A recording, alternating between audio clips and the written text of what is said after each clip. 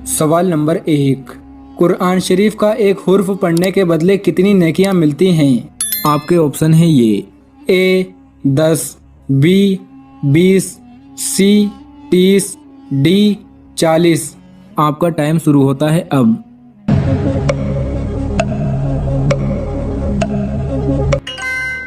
सही जवाब है ए, कुरान शरीफ का एक हुर्फ पढ़ने के बदले 10 नेकियां मिलती हैं। सवाल नंबर 2, सबसे पहले अल्हम्दुलिल्लाह किसने कहा था? आपके ऑप्शन है ये ए अल्लाह ने, बी फरिश्तों ने, सी जिन्नातों ने, डी हज़रत आदम अलैहिस्सलाम ने। आपका टाइम शुरू होता है अब।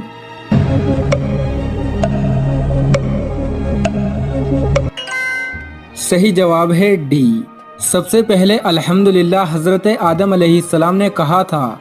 सवाल नंबर 3, हदीस पर लिखी गई सबसे पहली किताब कौन सी है? आपके ऑप्शन है ये ए किताब अतहार, बी सही इब्ने हब्बान, सी सुनान अद-दरीमी, डी शहीफा सादिका। आपका टाइम शुरू होता है अब।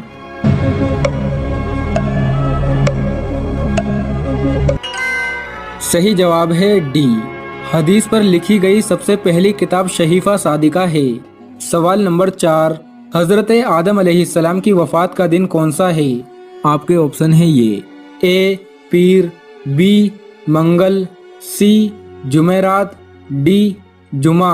आपका टाइम शुरू होता है अब।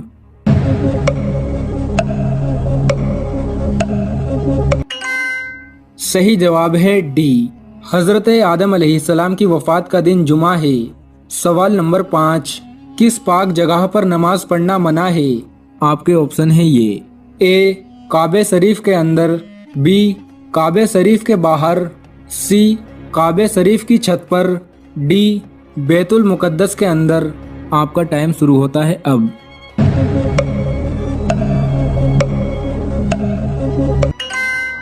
सही जवाब है सी, काबे शरीफ की छत पर नमाज पढ़ना मना है।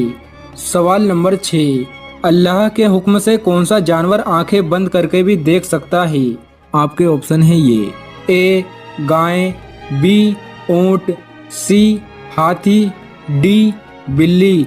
आपका टाइम शुरू होता है अब।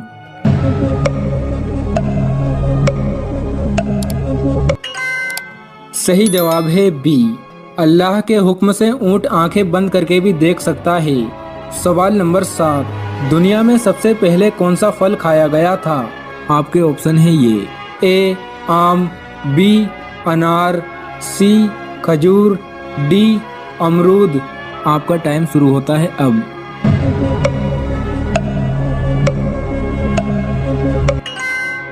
सही जवाब है सी, दुनिया के फलों में सबसे पहले खजूर खाई गई थी।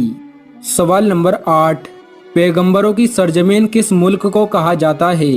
आपके ऑप्शन है ये ए मिस्र, बी ईरान, सी फलिस्तीन, डी अजरबैजान। आपका टाइम शुरू होता है अब।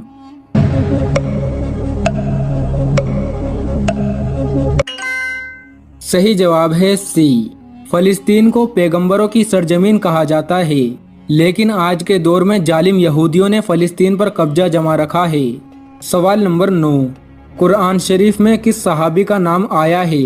आपके ऑप्शन है ये ए हज़रत ज़ैद बिन हारिसा रज़ी अल्लाह ताला अन्हु, बी हज़रत तमीम रज़ी अल्लाह ताला अन्हु, सी हज़रत तलहा बिन उबैदुल्लाह रज़ी अल्लाह ताला अन्हु, डी हज़रत साद बिन अबी वक़ास रज़ी अल्लाह ताला अन्हु। आपका टाइम शुरू होता है अब।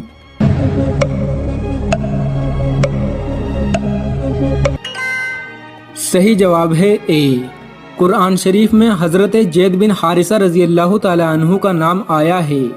सवाल नंबर 10, सबसे पहले कौन से नबी की कौम पर अजाब आया था? आपके ऑप्शन है ये ए हज़रत नूह अलैहिस्सलाम, बी हज़रत आदम अलैहिस्सलाम, सी हज़रत लूत अलैहिस्सलाम, डी हज़रत याहिया अलैहिस्सलाम। आपका टाइम शुरू होता है अब।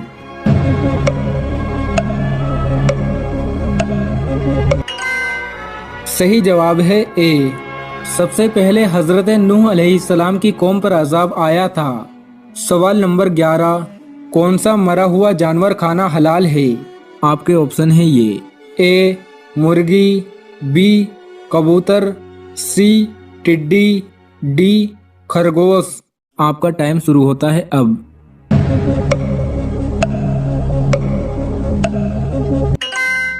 सही जवाब है सी, मरी हुई टिड्डी खाना हलाल है।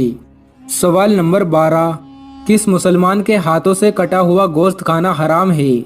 आपके ऑप्शन है ये, ए पागल, बी नशेड़ी, सी चोर, डी बेनमाजी। आपका टाइम शुरू होता है अब।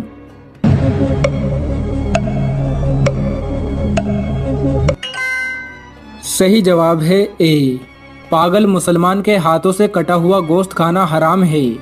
सवाल नंबर 13, कौन से नबी हवा में उड़ते हुए नमाज पढ़ लेते थे?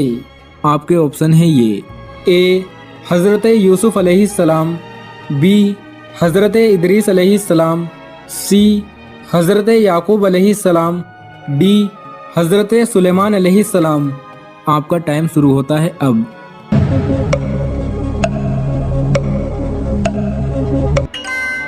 सही जवाब है डी, हज़रत सुलेमान अलैहिस्सलाम अपने तख्त पर हवा में उड़ते हुए नमाज पढ़ लेते थे।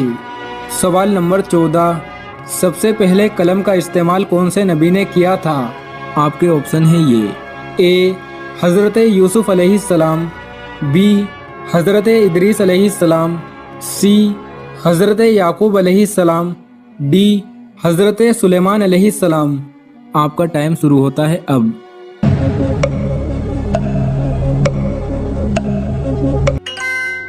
सही जवाब है बी, सबसे पहले कलम का इस्तेमाल हज़रत इदरीस अलैहिस्सलाम ने किया था। सवाल नंबर 15, कौन सा गुनहगार अल्लाह को सबसे ज्यादा पसंद है, चाहे उसने कत्ल ही क्यों ना किया हो?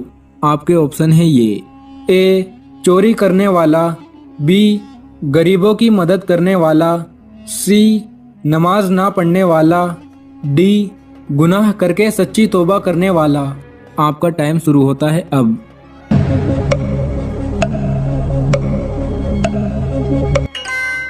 सही जवाब है डी, गुनाह करके सच्ची तौबा करने वाला गुनहगार अल्लाह को सबसे ज्यादा पसंद है।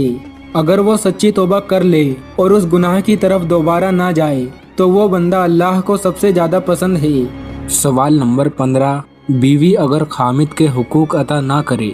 आप सल्लल्लाहु अलैहि वसल्लम ने फरमाया, जो औरत शोहर को करीब ना आने दे और शोहर उसकी वजह से नाराज़ होकर सो जाए तो उस औरत पर पूरी रात फरिश्ते लानत करते हैं। बहुत शदीद वईद है। वजह उसकी ज़ाहिर है कि अल्लाह ने मर्द में ये सेक्सुअल डिज़ायर्स बहुत ज़्यादा रखी हैं।